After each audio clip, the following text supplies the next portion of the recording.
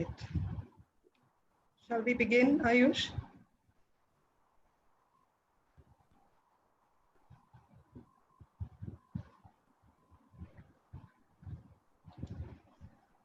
Good evening, everyone.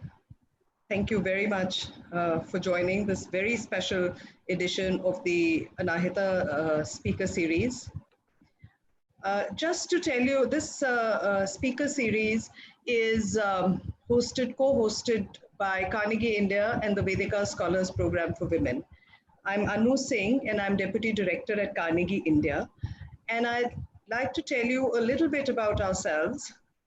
First, Carnegie India is a New Delhi-based think tank with deep analytical research focused on three areas: security studies, technology and society, and political economy. This research has become even more significant at this time of global crisis, where so many of our previous assumptions are being debunked. So perhaps this is the time for us to rethink, reimagine, and perhaps even re-aspire. And this is also, therefore, the context of the Anahita Speaker Series, and most particularly this session, about which you will learn in more detail a little later. But in this series, we have the privilege of hosting each time a woman leader who has excelled in her field to share her professional and personal journey.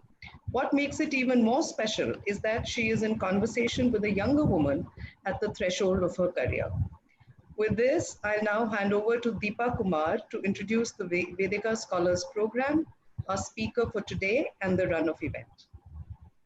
Thank you so much, Anu. Welcome everyone to the Carnegie India and the Vedika Scholars Program's Anahita Speaker Series. I'll take a quick moment to introduce you to the program before welcoming our very special speaker for today. The Vedika Scholars Program is an all-women's 18-month postgraduate residential program with a reimagined MBA curriculum that has been carefully crafted to the expectations of employers today. The mission of our program is to prepare women with potential to achieve fulfilling careers and create a cadre of successful women professionals for the 21st century. At Vedika, we do recognize the importance of diversity, and we hope to leverage it for a better and a more equal society and participate in the global movement to empower working women around the world. We're grateful to have with us this evening Dr. Niraja Gopal Jayal. Dr. Jayal is a professor at the Center for the Study of Law and Governance at the Jawaharlal Nehru University, New Delhi. She's also presently a centennial professor in the Department of Gender Studies at the London School of Economics. Her most recent publication is Reforming India, The Nation Today. Her book, Citizenship and Its Discontents, won the Ananda Kentish Kumaraswamy Prize for the Association of Asian Studies in 2015. She's also the author of Representing India, Ethnic Diversity and the Governance of Public Institutions, and co-editor of the Oxford Companion to Politics in India. Thank you very much, Dr. Jayal, for being with us here this evening. A very warm welcome to you. And over to you, Nandita. Thank you so much, Anu and Deepa, for that introduction. And a very warm welcome to everyone joining us this evening. If you're on Zoom, I would request you to please put your questions in the Q&A box in the bar underneath. And if you're watching on YouTube, then you can submit your questions via the YouTube chat comment section. Thank you so much, Dr. Jayal, for joining us. I know these are less than ideal circumstances of our meeting, but we greatly appreciate the time that you have taken out for this session. I think I'd like to start the conversation with sort of asking you why you were drawn towards the study of political theory. What was it about political science that really interested you, certain texts that you may have read, or scholars, or sort of icons, or people that you drew inspiration from when you were exploring your academic journey? And also, how relevant is political theory today? That's where I'd like to start. Thank you, Nandita, and thank you, Deepa and Anu as well. In answer to your question about what sparked my interest in political theory, I wish I could say that it was some dramatic love at first sight or even a eureka moment, but unfortunately it wasn't. I actually wanted to read English literature at college, but for the very mundane reason that it was assumed that career opportunities were more likely to follow the study of politics than of English, I sort of drifted into political science. Having said that, I think I was pretty inspired as I went along. I had one or two charismatic teachers at college. I was at Lady Shri Ram College for my undergraduate degree. So a teacher who teaches a subject with passion was what the initial impetus for political theory was, plus access to something unusual, which was a decent library, a decent college library, which led me to start reading. This is embarrassing to admit, but I actually read a lot of political philosophers in the original. So it was, from Rousseau to a man called Harold Lasky that not many people today have heard of, but this was further sort of stimulated when I went for my master's to JNU, where the history of political philosophy was absolutely brilliantly taught, with one exception that we were not aware of at the time, which is that no contemporary liberal political theory was taught at all. So we were deep into sort of debates internal to, doctrinal debates in Marxism, but we never read John Rawls, right? And then sort of when I went on to Oxford, I think that is where this interest was really nurtured, reading a bunch of political philosophers, starting with John Rawls. And I think the high point of that for me was an absolute intellectual treat, which was one term long. The term is 8 weeks. An 8-week seminar run by 3 faculty, 3 towering personalities, and 100 of us, listening to them as they debated with each other. The topic was welfare. And week after week, these 3 men they were 3 men who, would discuss this. And so there was the moral philosopher, Derek Parfit. There was the legal philosopher, Ronald Dworkin. And there was our very own Amartya Sen. And these 3 men would have this conversation week after week. And it was, as I said, was an intellectual feast. As far as any particular text or author is concerned, I think it's hard for me to identify one. I could probably give you a list of 20, but that's not surprising.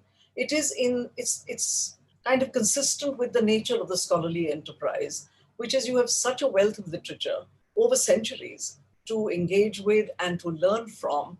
And even if you look at concepts in political science or political theory, each has its own intellectual trajectory, and it develops in conversation with social and political developments in the real world of the time, right?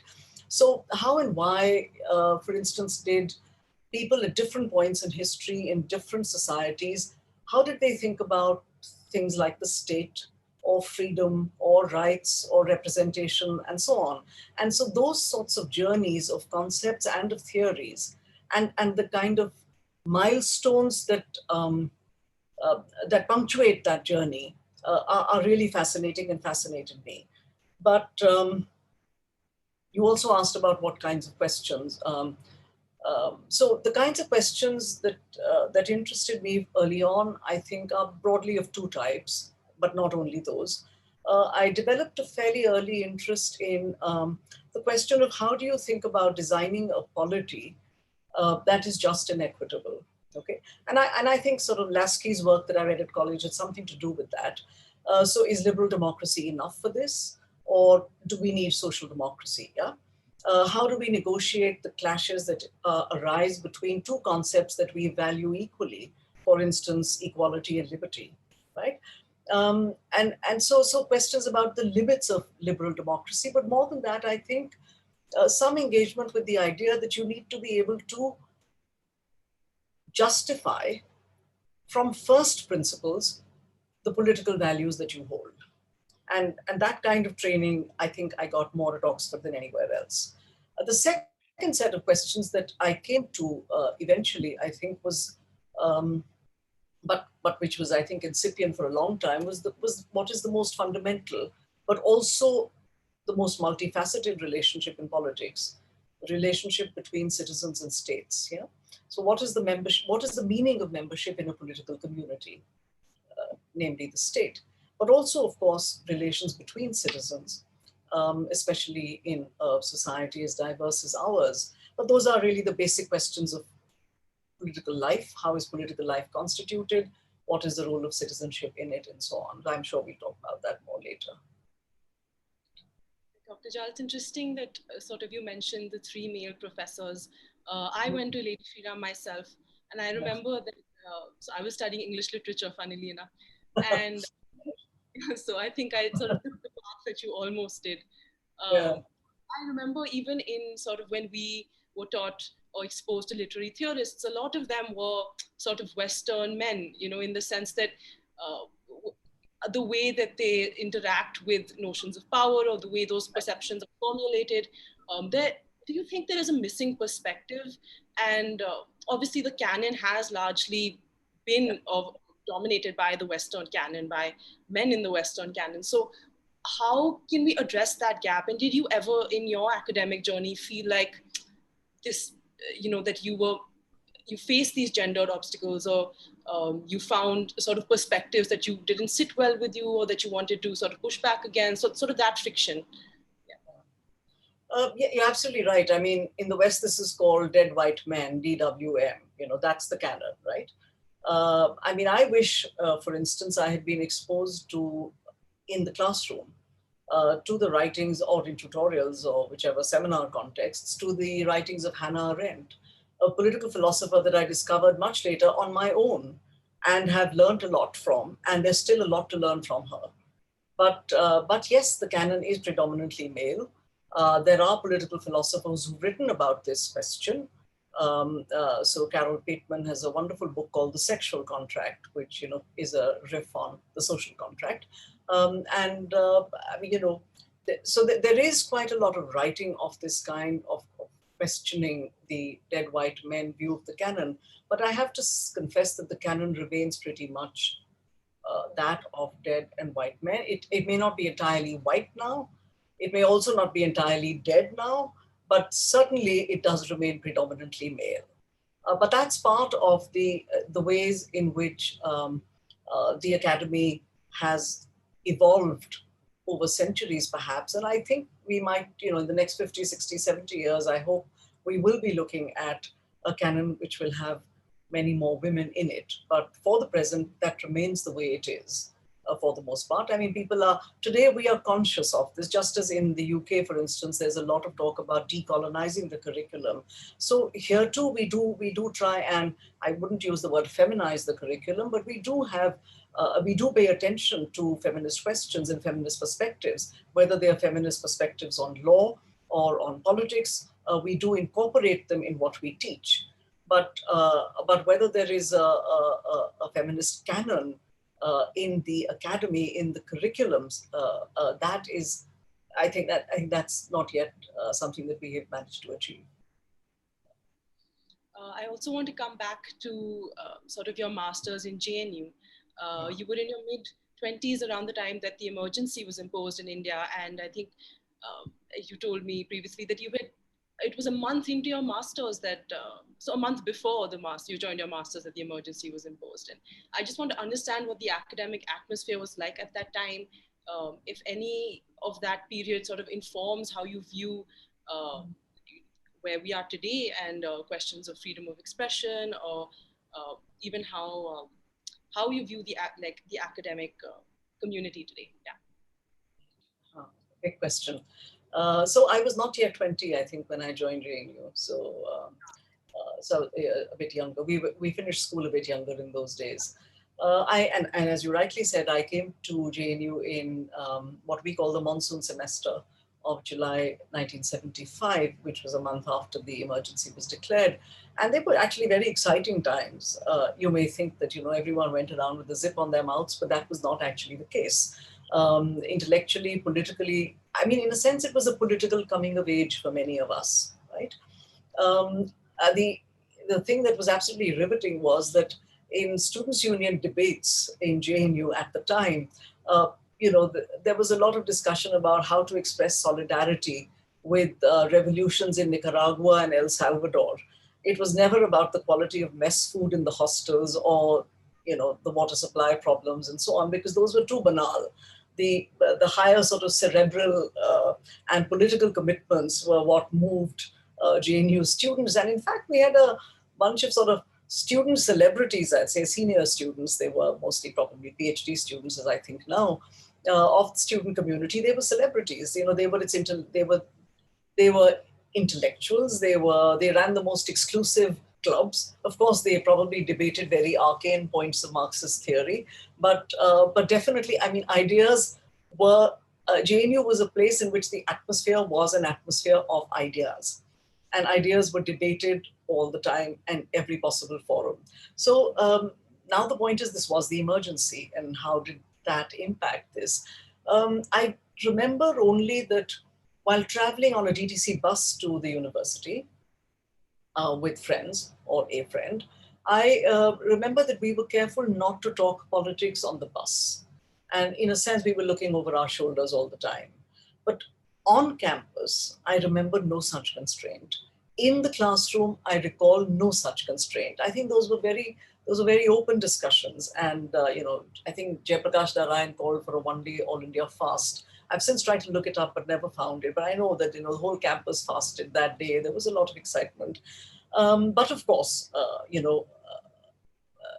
I'm sure the faculty may have encountered constraints in extramural forums. So, for instance, if they were to speak outside somewhere and so on, maybe they encountered constraints, but we did not in the classroom and not on campus. So yes, free thought and free speech are things that one values because of that experience, but not only because of that. Of course, you value these things more when they're denied, right? I mean, when you're not allowed to speak is when you appreciate the right to speak. But I think in my case, the value that I place on these freedoms is probably due less to the emergency and more to my own immersion in democratic theory, rather than just the emergency per se. But having said that, your question kind of makes me want to think about, why is it that we forgot the lessons of the emergency, right? Why did we forget that? Why did we forget that our freedoms could be so fragile, right? And I think that there's actually a very good point there, because it makes you consider that the outcome of the 1977 election, when Mrs. Gandhi was routed, actually made us think that all was well, the reset button had been pressed, and we actually celebrated the maturity of India's electoral democracy. We thumbed our noses at Western critics of Indian democracy, saying that, look at this, in practice, India's democracy is so vibrant that poor unlettered electorates can throw out a tyrannical leader. Maybe we should have actually not been so dismissive at the time and not so self-congratulatory. Maybe we should have thought a little more deeply about the warning that Ambedkar gave us, at the end of the Constituent Assembly's deliberations in that last famous speech he made. He one of the warnings he gave was that if India wants to maintain its democracy, it must never fall prey to what he called bhakti and hero worship, because that is the sure path, he said, to degradation and to dictatorship. So I mean, I think we should not have forgotten those lessons, but thank you for reminding me about them. Thank you so much for that, Dr. Jayal. I think sort of I want to segue from this consideration of democracy into your writings on citizenship. I think they are sort of closely interlinked. And I think in your book, you've written about how at the time of independence, the sort of founding vision of Indian citizenship was one of national civic identity, one which transcended our regional, linguistic, religious differences. There was a common goal to aspire towards. A new country was being fashioned. So I was just wanted to know how you think that has been reconfigured today. And is there a goal that could potentially unify us again? Is there another moment or something that we could look to be pivotal in today's world? Yeah. Great question, and one that is very hard to answer. I mean, I think a moment is easier to envision than a different vision. But let me get to the beginning of your question. So, I mean, I agree with you that, in fact, I have an article which is called just that, something like Reconfiguration of Citizenship. So, yes, the founding vision of citizenship has been substantially reconfigured, even I would say drastically reconfigured. The legal side of that, your generation knows very well. The series of amendments to the law, but especially the one that all of you are familiar with from last winter, the Citizenship Amendment Act 2019. So legally, the constitutional vision of universal equal citizenship has been undermined, most recently in this way. In social and political terms, all the identities you mentioned, I don't think they fractured the civic project as much as the Hindutva project has. So let me explain what I mean by that. So if the sort of animating impulse of that founding vision of citizenship was civic nationalism, which it was, and if the critique of it was that it was homogenizing, that it flattened out multiple identities, did not give space to the expression of multiple other identities, what we have today is an alternative form of homogenization, right? So the civic nationalist one was one form of homogenization. This other thing that we have now attempts a consolidation of Hindu nationalism, which goes through various steps. First, exclude all non-Hindus, and numerically that's helpful. And then put the lid on caste differences, even though that project is far from sympathetic to caste identities and caste discrimination. And trying to incorporate Adivasis as well into the same project. And of course, for deracinated English-speaking liberal democracy spouting elites, at best they are insufficiently authentic, and at worst they are, of course, anti-national. So you got civic nationalism replaced by an alternative form of universalism, or something that presents itself as an alternative form of universalism, but which is deeply exclusionary. And so I think the clue to any restoration, revival, regeneration, or change has to come from the idea of inclusion has to be a central part of it, right? And in the present circumstances, I find it hard to think of paths to the retrieval of the civic nationalist project. I don't even know people. Till last year, I would have questioned whether everyone was on board with the civic nationalist project, or whether we really do see ourselves fractured into multiple identities clamoring to be heard, and legitimately so. But I think the anti-CAA protests showed us, especially when the Constitution was held up as a holy book and people gathered together to read from the preamble, I think that really came close to a restoration project, right, of civic nationalism. So at the end of the day, however, people's movements are just that. They're people's movements. To channel them politically, you need political parties. And you need political parties to subscribe honestly and with integrity to an inclusive idea of India. The trouble is that all political parties, even those that proclaim their fidelity to that inclusive idea of India, even they have at some point or other, at some level or other, flirted with divisive politics, which is why all the whataboutery that we hear makes sense, right? It makes it credible. The whataboutery becomes credible only because everyone has done it at some point, so long as there was electoral benefit to be gained from casteism, from communalism, and so on. So I think to take on this challenge with credibility, somebody or some party will have to be bold enough to disavow the complicities of their own past and to start afresh. I think that is the biggest challenge, but one hopes. I think it's also interesting that you spoke about sort of these being people's movements and how India has a history of the way in which identity is galvanized and protest is usually occurred in people's movements. But I also wanted to sort of ask you about a parallel wave of identity politics in at least what I perceive to be a largely urban, young, English-speaking section of society. I think if you go on social media or if you see even in terms of like inclusionary policies in workplaces, there is a resurgence of a consideration of lived experiences and lived identities where we're speaking about sort of increased representation, passing the mic, if somebody isn't, in certain circles, the extreme version of this has also led to what is being considered to be cancel culture. When somebody has a faux pas or somebody does not isn't sensitive in terms of considering other people's lived experiences, then there is a certain exclusion of them from liberal spaces. So I'm just wondering if you have a take on this, that how effective could this be? Is it largely an elite-based movement? And if it is sort of disjunct from the grassroots movements of India, how can we make it politically or socially effective? Right.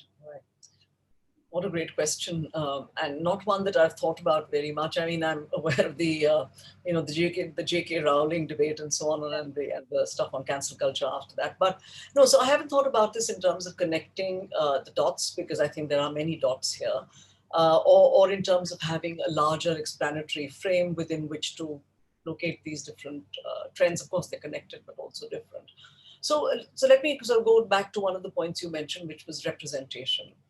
In a different way, not in this way, not in the way in which you're talking about it today, your generation is discussing it today, but the conversation about representation has happened before in the Indian context, right? In a sense, the social justice politics of the 1980s was precisely about that. And so when you had a large, as a result of the politics of that period, you had the entrance into legislatures, from state legislatures in northern India, even parliament. You had the entry of large numbers of members of the backward classes, the groups that were disadvantaged but did not have reservations. This was celebrated as the it was called the second democratic wave, I think. I mean, in 2006, I myself wrote a book called Reconfiguring India, which was about the representation, or rather the lack of it, of different social groups in public institutions. So parliament, bureaucracy, political parties, all of those. Also, I mean, we have been talking about underrepresentation, particularly or suppression, if you like, of voices, marginal voices, such as Dalit voices in the media. But we've been talking about them for several years now. Not very much has changed, but the conversation has been there. So we have and sort of an indigenous version of this, if you like. It may not have gone very far, but I mean, even on the Muslim question, quite several years ago, I think possibly the early 2000s, I don't remember exactly, someone in Bihar wrote a book, which is written in Hindi. And it's a book about the representation of upper caste Muslims rather than Pasmanda Muslims and others in the institutions, including Waqf boards and so on, for everything from state legislatures to Waqf boards. So the conversation has been there for a while, but I think you're right. A lot of this today is being amplified by social media, particularly by people who do, look to the West and do sort of engage, are aware of debates that are ongoing in the West. But to that extent, and for that very reason, perhaps there is, this is inflected by or marked by what I call digital inequality. I don't like the word digital divide. I think it's very anodyne and bland, and it doesn't convey the fact that digital inequality in our country actually mirrors and reproduces other forms of inequality. By which I don't mean to diminish any of these concerns, but I think we need to think about our own tools for understanding things like caste violence and sexual violence. I mean, how do we make sense of what happened last night? The brutal incident, the barbaric incident, and what do we do about it? Will it be enough for us to take out a candle? Somebody's actually written about this, but saying where is the middle class? Will it now take out candlelight marches? But the point is that enough? Or we march with placards saying hashtag Dalit Lives Matter or Dalit Women's Lives Matter. What do we achieve? The problem is, as it is in the US, no doubt, with race, it is systemic, it is structural.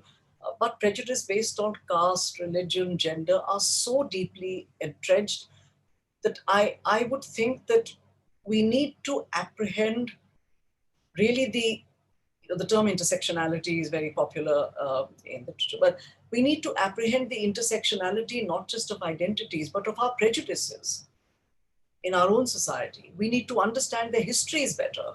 It's, we don't we speak about the present, how much do we know about the histories of these prejudices and the histories of these identities?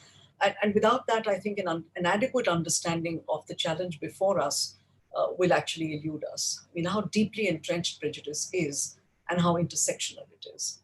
So, I think I don't know if that answers your question. I don't know if it answers your question, but definitely does. yeah, okay. It's always also good because a lot of these conversations happen within echo chambers, even a certain generation, you know, and I think to get a historical perspective on that is very sort of enlightening and worthwhile. I think it's also really interesting that you brought up the digital inequalities that such movements also reveal. I mean, given the pandemic, with for us, work from home has been one of the biggest shifts. You know, everything has moved online, but I would really love to get your perspective on how the coronavirus pandemic has altered a citizen's relationship with the state in terms of the social contract. It is a health crisis. And also, given our increased reliance on technology, how have these inequalities been heightened? And can we do anything to address them? Yeah. So there's two parts there. One is citizen and state. The other is technology, right? Um, you know, as far as the citizen's relationship to the state is concerned, I think it depends on which citizens we are thinking about. We have been able to, people like us have been able to insulate ourselves and complain about incarceration, but our incarcerations have been made more bearable by technology, right? I mean, everything in our lives, from recreation to entertainment to work to groceries, shopping, everything is conducted online pretty efficiently. But I think the one thing that the pandemic has done, it has laid bare, and I say this sort of mindfully, it has laid bare the deception of universal equal citizenship. And it has done so more starkly than any other event in recent memory. So initially, of course, lots of people said, oh, this is the great leveler. Everyone is equally susceptible to the virus. It respects no class divisions, etc. But it turned out to be particularly harsh on two sections, I think, of marginalized citizens. And in both of them, the law was instrumental. In the first case, remember Tablighi Jamaat, I think the law was used punitively against citizens belonging to the minority community.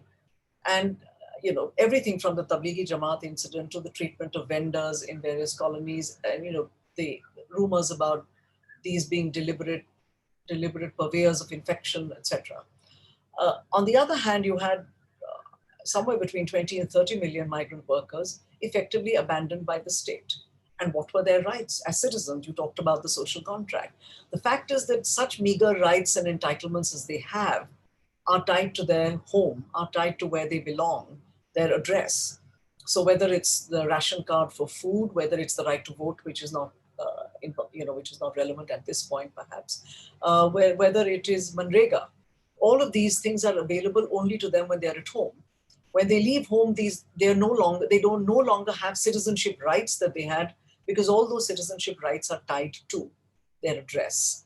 When they move to the city, migrate to the city as workers, do they have any other rights? No social security net, no formal contracts, mostly no protection from labor laws, often not even minimum wage, right? So here are people who have neither rights as migrant workers in the city nor rights as citizens. And I think, therefore, the impact of the pandemic, and some early studies have shown that that Dalits, Adivasis, and women were most disproportionately affected by the pandemic, because they are overwhelmingly present in the ranks of migrant workers, Dalits and Adivasis especially. So much for the social contract. I think it's very clear that looking forward, though I don't really harbor any deep hopes here, but it is clear that the social contract needs to be rewritten, needs to be redefined in ways that are just and equitable, in ways in which healthcare and education form a core element of social citizenship, right? I mean, it should be intolerable to every Indian what we saw on the streets, hundreds of kilometers in the heat, people walking barefoot. That kind of thing should be intolerable to any Indian with a conscience. So yes, the social contract does need to be rewritten. As far as technology goes, yes, I mean, like we were saying earlier, our lives have moved onto screens. Right now we are conversing across a screen. I should have probably been in your office or wherever this would otherwise have happened. And digital inequality, like I said before, has certainly been present. I mean, the obsession with teaching, learning, and examinations online has actually been completely insensitive to digital inequality, to access to the digital world. I mean, a survey has been done just 2 days ago at JNU, and of just research scholars, and the report is published, and it was mentioned in the newspapers a couple of days ago. 60% of research scholars from JNU do not have access to the internet on their laptops wherever they are right now. That's not a small percentage, right? But the absence of access is only the most obvious way in which this kind of inequality manifests. We also have other kinds of inequalities inequality we need to worry about, because people have already begun to flag concerns. Those who work in this field have already begun to talk about algorithmic bias, something that, with race in the US has been encountered. But here too, people are talking now about how gender, religion, and caste, artificial intelligence can magnify these biases, so that if you go for a bank loan or you apply for a job, or it's a law enforcement issue, your identity will surface, and decisions will be made which factor in or factor for your identity. So yes, I mean, the pandemic has made us aware of many of these things, but what we actually do about them as a society and a polity is, of course, another matter. Right. I think there's sort of related question, although it's a tenuous thread, on what one can do. It's on civic engagement from Ishani Kochar. She's asking that in a situation where certain democratic procedures have been potentially compromised, she's referring to the Farmers Bill that was passed. How can civic engagement be effective in current times, and how can we hold representatives of the state accountable? It's a very important question. And it is a question that is next to impossible to answer, simply because, these things are being done by the will of the executive alone. The will of the people and their elected representatives doesn't seem to count. Civic engagement in the circumscribed spaces that you have today. One, the pandemic has already limited those spaces. People gathering and protesting. But two, even if there are street level protests, I think they would have to be incredibly large to be noticed. I mean, I think a student movement, which is something we saw in starting in October with the JNU students, and then going on, and then segueing into the anti-CAA movement. A student movement like the farmers' movement certainly has the power to unsettle somewhat. But whether it has the power to effect change or not, I think the jury's out on that. I mean, there are no easy answers here. You can only try everything you possibly can. Today, even civil society is under attack with the FCRA amendments and all of these things. Human rights organizations are under attack, but there's very little that ordinary citizens can actually do unless there is mobilization on large scale. I don't think, and even that I'm not sure. There are ways of those being marginalized or silenced.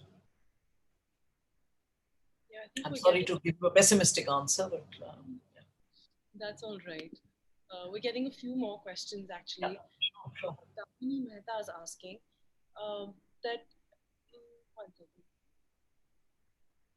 Yeah, so you mentioned she asked that you mentioned the need that the political parties have largely failed at taking ahead people's movements and holding the state accountable. And isn't it a result of our electoral and political system which promotes politicization of such issues and banks on them? So sort of essentially people's movements to sort of play but potentially vote bank politics is what I'm understanding. And how can that potentially be changed towards a goal that actually is for the people that the movement is sort of being rallied for? Yeah. Well, for that you need an aware citizenry as well to hold parties to account. But yes, parties have become you know, I think at the bottom of a lot of this lies not just lack of citizen awareness, but also the way it's not the electoral system per se, because the electoral system is the first past the post system, and that's all. That's all that it is. Otherwise, it's based on adult suffrage, right?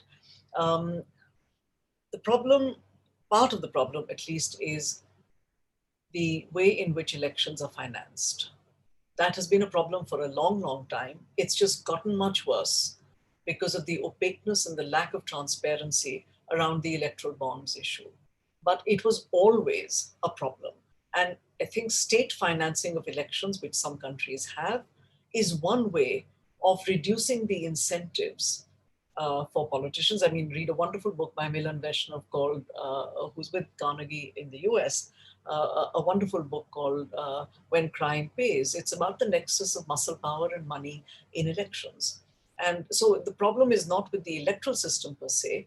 The problem actually is with the role of money and muscle power in elections and the incentives that politicians have to politicize people along certain lines, deflecting attention away from their own performance, from issues, because we don't have a politics of programs. We don't have a politics of ideas. Our politics are constantly turned by those who would be our representatives into certain channels, which make them less accountable or less substantively accountable. They're accountable only to represent your identity, not necessarily to represent your interests and preferences in the deepest and widest sense. We also have sort of a set of questions on the CAA. So I think one is just what are your views on it, and what is the likelihood of the NRC being implemented? And sort of related to that,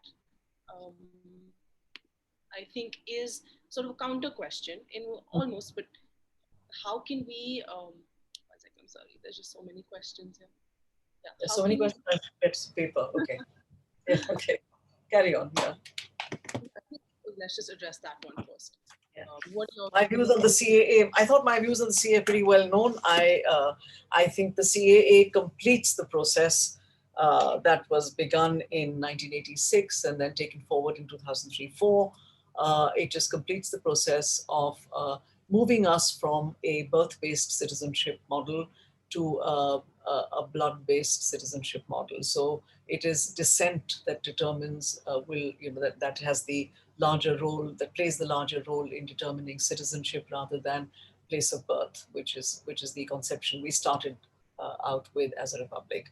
So I do think that there are very many flaws in this. Of course, the courts are yet to examine this particular amendment, but it has been notified and gazetted. So it's there, it's part of the law. I think, so you want to know what the problems are with it? The biggest problem that I see is that it explicitly introduces a religious criterion, what I have called in my writing as faith-based citizenship. It explicitly includes a religious criterion into the law, which is quite exceptional and very unusual. And I think this is the biggest problem. So it's potentially, violative of Article 14, at least, of the Constitution. It has many other sort of problems as well. If you think about it, what about the choice of religions, of course, but also the choice of countries from which migrants come. Afghanistan, which never shared a border with India, Pakistan and Bangladesh, of course, too. Why not Sri Lanka and Myanmar if that was the case? Because the assumption is that only Muslim states persecute and other states don't.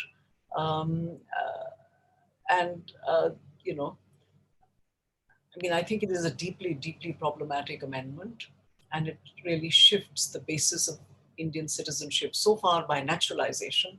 But in any case, no person can be a citizen of India, if they have one parent who was an illegal migrant or a non-Indian at the time of their birth, etc. All of this has been happening over time since 1986. But so it's only those people who were born in India before 1987 could be a citizen of India regardless of who their parents were. Since 1987, that is no longer the case. And since 2004, it's even more restrictive. So we're moving in a direction that I am personally not sympathetic to. I think it substantially undermines the idea of citizenship, the conception of citizenship that informed the founding of our republic. Many of the debates have echoed some of the questions that were raised in the Constituent Assembly. It was a big battle in the Constituent Assembly, this conception of citizenship, but we're obviously turning the clock back. And I am also about the NRC and the NPR. I think there's a reasonable chance that, I mean, if it hadn't been for the pandemic, I think the NPR was already being administered alongside the census. Now the census has been put on hold, so has the NPR, but it's on hold. Whether, it may be just a question of time, but I'm not particularly optimistic that they will not be implemented. We have a question from Sunil Pradhan. He's saying that going by the turn of events in contemporary citizenship practices in India, how would you revisit the concept of subject citizen as applied to the vast majority of India's people? And if you would revisit it at all? That is no, I mean, so, subjects are legally subjects, or were, and we were as a nation before 15th of August 1947. This was a country of subjects and not of citizens. I don't know what analytical value there is to conceptualizing certain citizens of India as subject citizens, because not everyone would then be put in. So you would actually be formalizing a classification of citizens in terms of, I mean, I can see where it's coming from. It's a point of critique, so I see that. I think terms like inequality, or I use terms like marked citizenship and so on, do qualify that idea of universal equal citizenship sufficiently. To call people subjects, I think, is rather more dire than we need, and it also closes off. It certainly closes off certain ways of thinking about our fellow citizens as equal. Why do we accept that?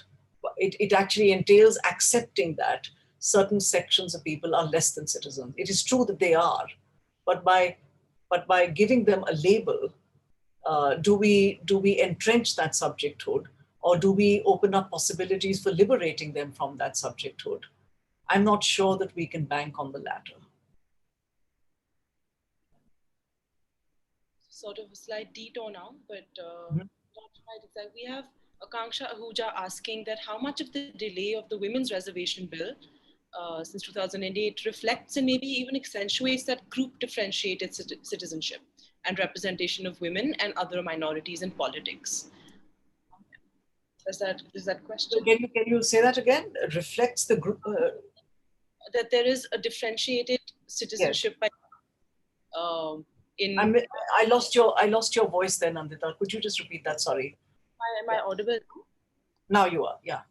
Akanksha is asking that how much of the delay of the Women's Reservation Bill accentuates the fact that a group differentiated citizenship and representation exists for women and other minorities in politics as well. Yeah, in politics. So that is actually turning, it's very interesting, Akanksha, is turning the concept of group differentiated citizenship on its head. Usually the idea of group differentiated citizenship means making special provisions. So for instance, certain groups which are disadvantaged, you make special provisions for them. You depart from the universal equal citizenship idea to make special provision for people because they're not even at the starting line. They have disadvantages and they don't start off at the same place as everybody else does. But what she's doing is turning it on its head by suggesting that they are differentiated, women are differentiated as a group. I mean, certainly this is one aspect of the way in which the gender question has been handled in the sphere of politics. It is appalling that despite women MPs cutting across party lines, supported this bill, it's what, 20 years or more now that, it's how many years? No, it's not 20 years. It's many more years. It's 16, 17 years, I can't recall. Anyway, several years now since the bill was first mooted. The interesting thing is, if you go back to the 1920s or thereabouts, you will find that women actually did not necessarily did not want quotas. And people like Sarojini Naidu and others argued against quotas for women. They did not want to be treated differently. They want to be treated the same. And then, in more recent times in independent India, we've had claims made on behalf of women for quotas, for reservations, on the ground that they are not properly represented in parliament, in legislatures, and they are not. I mean, I don't know what the current percentage is, but women have generally been very poorly represented in legislatures. Let's also not forget that part of the reason why the bill was stymied was because many parties wanted sub-quotas based on caste. They did not want an undifferentiated gender quota. They wanted a caste-differentiated gender quota, right? And that was one of the main reasons why the bill could not go through initially. And now I think it's simply been forgotten. It's one or two politicians bring it up from time to time, but it's basically forgotten. I mean, yes, women's representation is extremely important. And without a bill, without an act to this effect, we are unlikely to reach even 33%, let alone 50%. But we also have political parties which do not take the trouble, which parties in many other countries do, of making sure that they have a strong panel of women when they, women candidates when they contest elections, right? Political parties don't work hard enough to do that. But if they had been so committed to the idea of gender equality and gender representation, they would surely have done not just that, but also supported the women's reservation bill. Yeah. So I think political parties have a lot to answer for on this question. Having said that, I think the question of gender discrimination, of sexual violence, and so on, may or may not necessarily be resolved or resolved better if you have more women in legislatures. How often do you hear women legislators speaking on women's issues as women, rather than towing a party line, the party, whichever party they belong to? How often do we see them speak on issues of gender discrimination, sexual violence, and so on? I don't think it happens too often. I think we're getting close to our time. Right. So I want to ask a few forward-looking positive questions. Okay, right, sure. Which is there anything that gives you hope for the future of India? If yes, what is it? Yeah. Your generation. That is the only thing that gives me hope for the future of India, is your generation. I think, and the way in which young people from universities and out of universities came together last winter to read the Constitution and to read the preamble and so on. All of that gives me a lot of hope. I think that moment was a very special moment in our recent history. So yes, that's the only hope.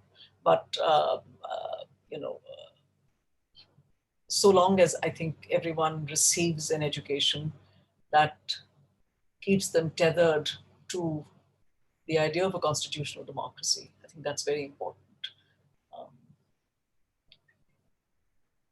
Thank you so much, Dr. Jayal. I think that's a wonderful note to go on. Thank you. I know it makes me feel... Thank you all very much. Thank you. Thanks. I'll just take the opportunity also to thank you, Dr. Jayal, but also Nandita. I think the conversation really between the two of you was fascinating. I know that, Nandita has put in, been very, very thoughtful, I think, with her questions. She's really challenged me with her questions. It was wonderful to have to think about her questions and to answer them. Thank you, Nandita, very much.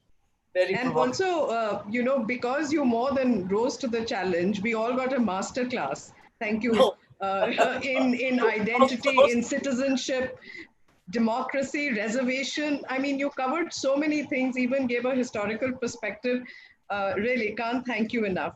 But I have one question of my own to ask, Yes, please. if you don't mind. I think we have Not a at couple of all. minutes. Not at all. And which Absolutely. is that, Take your time. Take your time. I'm fine. Yeah. which is, not so relevant to me because I'm so old, but to the other younger Who are you members saying of this our Who are you saying this to? audience. I'm here to. No, because this is advice from you, about how do you have any advice for, younger women who seek to make a career in academics? I know you said that you, just came by chance and it was serendipity, I think, very fortunate for everybody that you did wander into political science. But for those looking to make a career in academics in whichever field, what other than the obvious ones of hard work, what other things should they be mindful of? After all, there are gender challenges in academics as well, as you yourself said right at the beginning. The Western canon, for example, is dead white men. So, what should they be mindful of? Yeah. So, I mean, the gender challenges are there; they will remain. But I think there's been some changes as well that have occurred. May I take a couple of minutes? May I take a couple of minutes? Yes, please, please, Okay. of course. So the gender, gender challenges. Pretty much every profession is a boys' club. We know that. That's not news to any of us. Women have to strive that much harder. They have to be assertive in order to be heard. When they're assertive, they are dubbed aggressive. Whereas when men are aggressive, that's a desire, that's an acceptable attribute of masculinity, right? So women have to strive that much harder to get to the same place. I think that's very important to remember. Women have to work much harder to get to the same place. Even so, the system is weighted against you to a large extent. It's changing, but it's changing very slowly. There are lots of things that women still get because, at least in public universities, because of the principle of rotation in leadership positions. So, chairs and deans will still be, for the most part, and we've begun to depart from it somewhat lately, but for the most part, women will become chairs, deans. We've even had one pro-vice chancellor, rector, one woman rector ever in JNU's history. Vice chancellorship is probably the glass ceiling. That's the one that across the country, it's been hard for women to cross. But other than that, the everyday thing, academic prizes, citations, references, the boys help each other. It's more that, and the girls don't necessarily help each other. So one thing that women do need to do is back each other up. That is one thing that my colleagues and I often talk about. Resist mansplaining. Questioning of manuals has been happening for a long time now in conferences and so on, but resist mansplaining as much as possible, even in formal meetings, and strive to be heard. And don't take on all the institutional work. Women tend to do all the committee work. All the work that requires time and application tends to be done by women. They're competent, but they're given a disproportionate amount of that kind of work.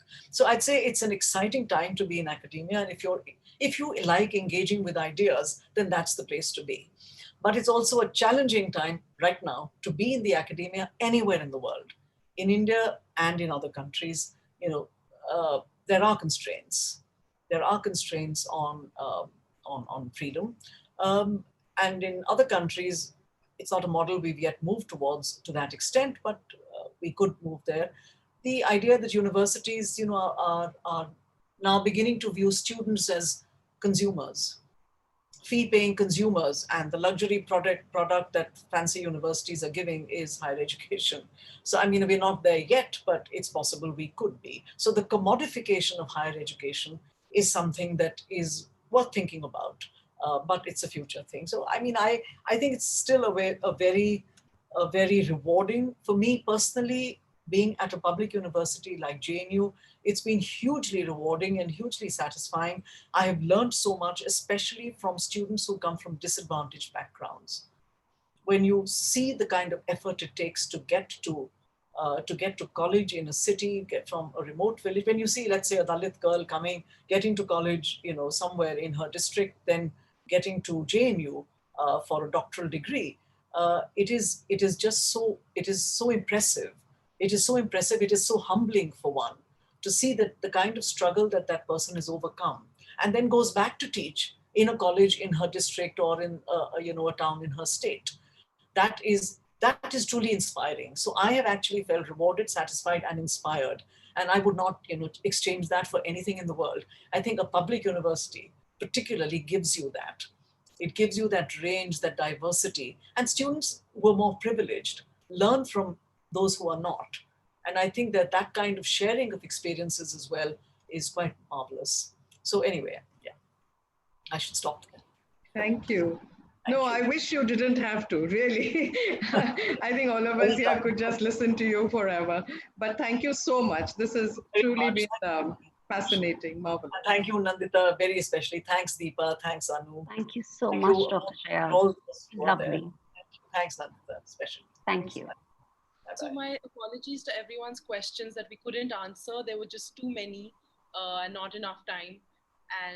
But thank you so much for tuning in, everyone. Thank you so much, Dr. Jayal. Thank you. Thank you all very much. Have a nice evening. Thank you.